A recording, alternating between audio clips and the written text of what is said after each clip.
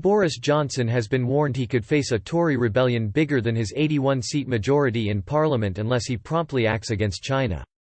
The warning comes from former UK ambassador to the US Christopher Meyer, who claimed that unless he promptly reverses his decision to collaborate with China tech giant Huawei, Boris Johnson may face a toxic rebellion from his own party members.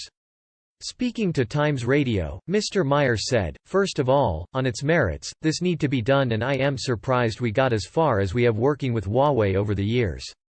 Secondly, the politics are quite toxic for Boris Johnson and his government.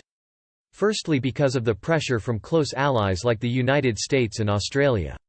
And secondly, because it looks like if he doesn't do this there will be a rebellion in the Conservative Party which might be greater than the 81-seat majority that the government has." The Prime Minister is chairing a meeting on Tuesday of the National Security Council (NSC), which is expected to end any involvement by the firm in building the 5G system.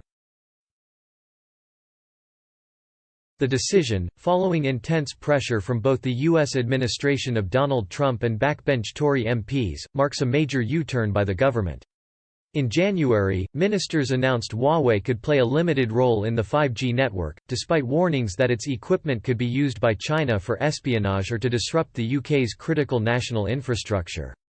However, it is expected that the government will now announce that no new Huawei equipment can be installed in the network from as early as next year.